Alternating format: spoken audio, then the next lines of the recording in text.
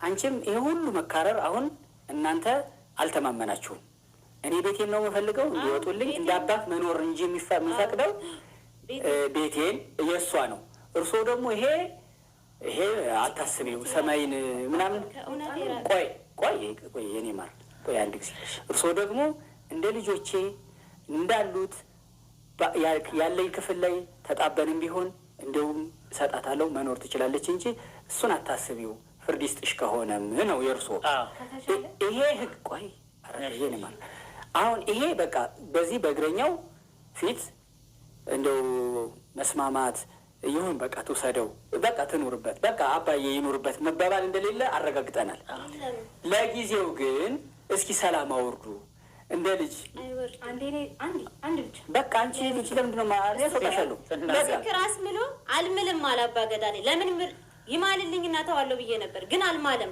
አንቺ ክርስቲያን ስትሆኚ እኮ የኔንም ጨምረው ታይ ግን ዶክተር ዝም በይ አሁን እንትነሽ እሺ እንደው እርሶም ቢያሳልሟት አንቺም መስቀል አትሳለሙ ሃይማኖቴን ክጃለሁ ብላለች ተጠንቃ ቀዴር ተደግሞ ተጠንቃ ቆይ እሱ እንዲሞቅሽ ነው አሁን እሱ አንተ ነህ እንዲሞቅህ መስቀሉ ነው እኔ ያወራው ግዴለሽ ምን ማለት አሁን ታሪክ ሲጀምር አልፈቀደም ታውቀውም ወይ እኔ እስከነበርኩበት ድረስ እኮ የሲቃይ ነው በጫው ፍትፍት እኮ አሲዘውኝ ሰውርሻ አውለውኛል በጫው ፍትፍት ማለት ነው ወንድም ያውቃል እውነት ለምን ትደበቃለች ነው እውነቱን ለምን አያወጣም ነው እኔ እኮ ከገንዘቡ የበለጠ እኮ የሱ አባትነት ይበልጥብኝ ነበር አይደል እንዴ ግን በዚህ ልክ እኔ ወይ አባቴ አይደለም የኢትዮጵያ ህዝብ እንዲፈርደኝ ዲኤንኤ ያስመርምሩ ምክንያቱም እኔ ራሱ ማመን ያቃተኝ ነው ካንደበቱ የሚወጣው ቃላት ማለት ነው እንደዚህ አድርጋ እኔ አንድ ሚስጥር የደበኩት አለ እስካሁን ይሄንን ነገር ግን ከዘረዘረው ለምን የልጄን አባት ስም መጥራት ከበደው ለምን ከበደው ተናገሩ እኮ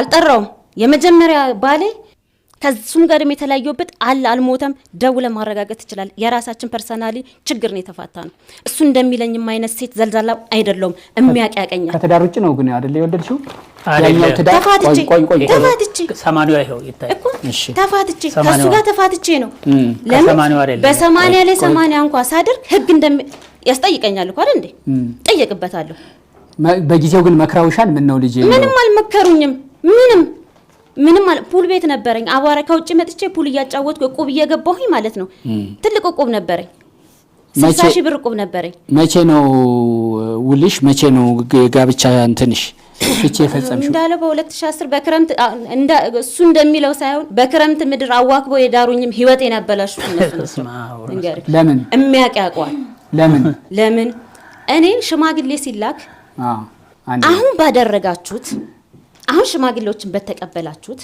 ተቀበሉኝና 80 አፈራርማችሁ ሉጣ ስል እናቴ ተመልሼ ስመጣ መሬቱ ሙሉ እህል ነው ይሄ ሁሉ ለምን አስፈል ይሄን ያክል አመት ማለፍተሽ ዝም ብለሽ አትወጪ ሰርግ የደገሱት ራሳቸው አላስፈላጊ ወጪ ላይ የሚዳረጉኝ እነሱ ናቸው ጉዳዩ ታውቂዋለሽ ግን በሁለቱ መካከል ያለውን የቤት የብር ጉዳይ ታውቂያለሽ ስለ ብር ስለ ቦታም ማቀው ነገር የለም እኔ ቅርብ ሰዓት ስለመጣው ማቀው ቅርብ ሰዓት ማለት የተወለድኩት ልጅነቴን ነው ግን እሷ ከአረብ ሀገር እዚህ እንደመጣች በደንብ ነው ማስታውሰው በደንብ ነው አይምሮ ውስጥ ያለው በጣም ጥሩ የብር የቤት ጉዳይ አታውቂም ይሄን የተመለከተ ነገር ግን እዛ የነበራትን ወላጆቿ እንዴት ሲሆኑላት እንደነበረ እንደ ልጅ እንኳን አያዩኝም ነበር ያለ በፍጹም ነበር እኔ እንደውም መናገር አልፈልግም ነበር ግን አንድ ነገር ልናገር ብዙ የሆነ አምልኮ ቦታ ምናምን ትሄዳለች ይሄንን አትክድም በፍጹም አትክድም ይያይሽ ነው የምታወሪው ይሄንን አትክድም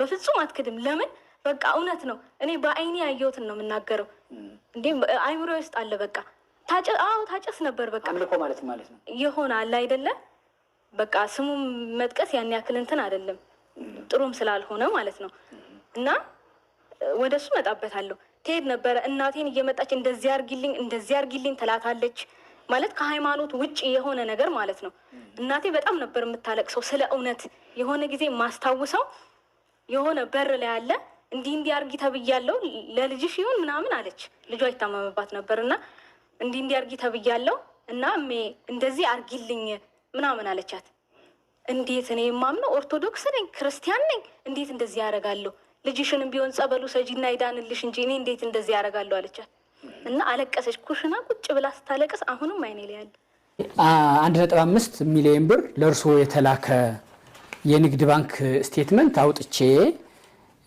ቤቱን ያው በአባቴ ስም ስለሆነ የተሰራው በአባቴ ስም ነው ያለው። እንዲያውም ነይና ላዞርልሽ በስምሽ ብለውኝ ነበር አባቴ።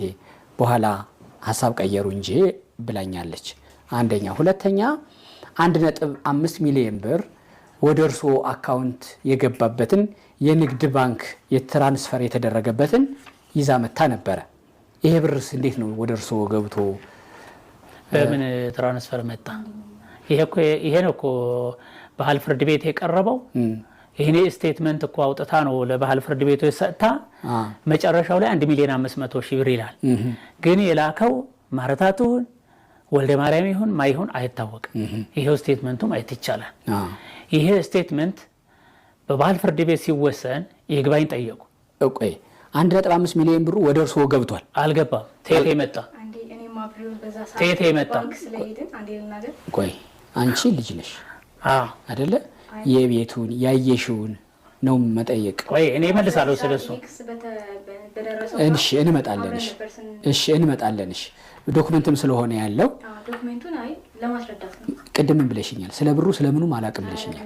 አሁን ስከሰስ ነው ያየሁትን ነው እኮ ስከሰስ እኮ ነው እንጂ እኔ በዛ ሰዓት ስንት ትላክ አላቅም። ቆይ እሺ እመጣለሁ። እንደዛም ከሆነ እመጣለሁ። እሺ መላከ ሰላም 1.5 ሚሊዮን ብር የሌሎች ባንኮችን የግሎችን እንኳን አጥቼ የሌሎችን 1.5 ሚሊዮን ብር ይሄው ትራንስፈር የሆነበት ወደ እሳቸው አካውንት የገባበት ይዤ መጥቼ በአባገዳ እንዲያውም ይሄን ብር እንዲሰጡኝ ተፈርዶልኝ ነበር። ቆይ ዛሬ ቆይ ነገ በኋላ በአፈጻጸም እንደገና ወደ ኋላ መለሱብኝ ብላኛለች። ወደ አካውንቱ 1.5 ሚሊዮን ብር ገብቷል አልገባም? አልገባም። ከየት መጣ ይሄ ስቴትመንት? እሺ ይሄው ያስገባሁበት ብላ አባገዳ ፊት ይዛው የቀረበችውን ወረቀት አይተውታል አላዩትም? አይቼዋለሁ። ያኔ ምን አሉ እርሱ? የለም ይሄ ነው ስቴትመንቱ ነው እነሱ የደረሳቸው እኮ። ይቅርታ አድርግልኝና ይሄ ስቴትመንት አንድ ባንዴው እያየሁት ነው። ቆይውና ስለዚህ ትክክለኛው ስቴትመንት ይሄ ነው የሚሉት እርሱ? ይሄ ራሴ ነው የራሱ አካውንት የራሴ ስቴትመንት የራሴ አካውንት ነው። እሺ ሲወጣ ኢትዮጵያ ንግድ ባንክ በፍርድ ቤት ትእዛዝ አልወጣም። የእርሱ አካውንት ላይ? አዎ ይሄ እኔ አካውንት ነው። ይሄን ይግባኝ ሲሰጡኝ ለምሳሌ እሷ 2016 ሰኔ ግንቦት በአካውንቱ ምን ያህል ብር ትልቅ ብር ገብቶ ያውቃል? እኔ ምን ገፋቢል ደሞዝ ነው የሚገባው 5000 የራሴ ደሞዝ። ከዛ ደግሞ 2000 አሁን 3000 ብር ላይ ነው። እንደገና ደግሞ የሷ ወንድም ማለት ነው ቤት ሰርቼለታለሁ እዛ ፊቼ በእኔ አካውንት ይልካል። ይሄ ምንድነው የሚለው? 1,546,508 ብር ከ99 ሳንቲም። ይሄ ስቴትመንቱ ላይ ያለው ነው እኮ። እኔ እኮ አልኩት እኮ የእርሱ ማን ያስገባው አይደለም ብሩ አካውንቱ ላይ ይሄን ያህል ብር ግን ነበረ ብዬ ነው። አይደለም መኖር አይደለም። አሁን ድምሩን የሰሩት እኮ ከኋላ ከአንድ ቁጥር ጀምሮ እስከ 38 ገጽ ነው አይደለ? ድምሩን ሰርተው ነው እዚህ ላይ እኮ የጻፉት። እዚህ ላይ በክሱ ይሄንን አቅርባ ከባንክ ማስረጃ ድምሩ ማለት በዚህ ያን ያህል ጊዜ ሁሉ የወጣ የገባ ማለት። አዎ በራሴው ስቴትመንት እኮ አውጥታ ነው የምትሞግተኝ ያለ ፍርድ ቤት ትእዛዝ ያው። ስለዚህ በዚህ ጉዳይ ላይ ይግባኝ ተጠይቆ ማለት ነው ይሄውልህ ይግባኝ ተጠይቆ ፍርድ ቤት አፈጻጸሙ መዝገቡ ተዘግቷል።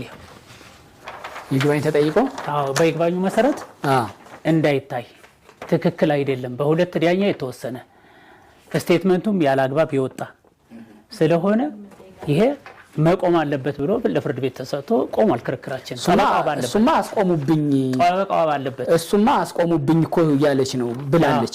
ስለዚህ ይሄኛውን እሺ እናጣራለን። ይሄ ብር 1.5 ሚሊዮን ብር እንዲህ አድርጌ ልኬበት የነበረውን ብላ ለአባገዳ ስታመጣ እርስዎ ምን መልስ ሰጡ? ለዛ መልስ ሰጥቻለሁ። ምን የሚል? አሁን በመጥሪያ አስጠራችኝ። በመጥሪያ ስታስጠራኝ ቀረብኩ። ምንድን ነው ያላችሁት አልኳቸው። እቺ ልጅ እንደውም ብር አይደለም እዛ የጠየቀች እውነት ከተነጋገረ 36,000 ብር ቦታ ገዝቼ ቤት ሰርቼ ነው ብላ ለነሱ ያመለከተችው። በሱ ራሷ በቆጠረቻቸው ማስረጃዎች ለኔ መስክረዋል። ይሄው ለዛ ላይ የመሰከሩበት እሺ ምለው ዶማ አለ፣ አለንጋ አለ፣ መቀስ አለ፣ አመድ አለ፣ እህል አለ፣ መጽሐፍ ቅዱስ አለ። ይሄን ሁሉ እሾክ አለ፣ እሾኩ ይውጋኝ፣ ጦሩ ይውጋኝ፣ ይሄም እንዲህ አርገኝ፣ እንዳመዱ ያብነኝ ብለው አራቱም መስክረዋል። መልአከ ሰላም ቤት ሲሰራ ቦታ ሲገዛ ያገዛዛንኛንን ራሳችን እንጥርጣጥተን ብር ቆጥሮ የሰጠ እሱ ነው፣ እሷ ልጅ መሆኗን ማናቀም ሲሉ መስክረዋል። ይሄ ቀር እኔ ልኬ በእኔ ልጄ እንዲያውም ደግሞ አንድ ሁለት ሰዎች ልጄ የገዛችው ቤት ነው ብለውናል። እሱ ሸተ የገዛችው ነው ሰውየውን በገንዘብ ጃምቧ ጠጥተው ነው። አዎ ተኔ ጋር ቀርታለሁ። አይተዋል? አይቼዋለሁ። ሰውየው አይደለም አይ እንዳይመሰክር ብያለሁ። ጃምቦ ስታጠጣ ስትጋብዝ አይተዋል? ቡና ቤት እያየኋቸው ቁጭ ብለው እንደውም አንድ ያጎቴ ልጅ አለ አብሮ፣ እሱም ደግሞ ከባለቤቴ ጋር ቅርታ አላቸው። አባቴ እኔ ሚዲያ ላይ ወጥቶ ብቅም ባጨስ ብጠጣ ልጁ ነኝ፣ ገበናው ነኝ፣ ልሸፍነኝ ይገባል። ኖርማል አባት እንኳን አይደለም የሃይማኖት አባት። የሃይማኖት አባት ስትሆኑ ደግሞ የሁሉም ሰው አባት ነው የምትሆኑት። የሁሉንም ሰው ገበና ትሸፍናላችሁ። እሳቸው የ12 ዓመት ላቧን የቤሩት ሐቋን በልተውባት ብሯን ስለጠየቀች ህዝብ እንዲጠላት ታጨሳለች። ሺሻ ብታጨስ የእሷ ሳንባ ነው የሚጎዳው። መጠጥ ብጠጣ የእሷ ጉበት ነው የሚበጠበጠው። ይሄ ከገንዘቡ ጋር ምንም የሚያገናኘው ነገር የለም። የሰውን ገንዘብ ለመብላት ግዴታ ያ ሰው መጥፎ ስለሆነ ነው የበላሁበት እና ህዝብ ይህንን የሚሰማ ህዝብ ይጥላትና ድምፅ እንዳይሆናት ሐቋን ላለመመለስ ማቅጣን ያመጣችው አንዴ ማቅጣም ታምጣው፣ ገላዋንም ሽጣ ታምጣው። ገላዋ የእሷ ገላዋን የሰጣት ፈጣሪ። በገዛ ገላዋ ማቅጣ ካመጣችሁ የእሷ ገላ ተጎዳ፣ እሷ ታመመች። ብትማግጥ የማህፀን ካንሰር ሚዛት እሷ፣ HIV ሚዛት እሷ፣ በሽታ ላይ የምትወድቀው እሷ። ገላዋን ሽጣ ብታመጣው ምንም ሆና ታምጣው። ይሄ ብርብር ሰርቃ እንኳን ብታመጣው ለሰረቀችበት ነገር ታስራ ዋጋ የምትከፍለው እሷ ስለሆነች ብሯ የእሷ ነው። አባት ሆነው የገዛ ልጃቸውን ገበና እውነት የምታደርግ ቢሆን ራሱ ብታደርግም መብቷ ነው።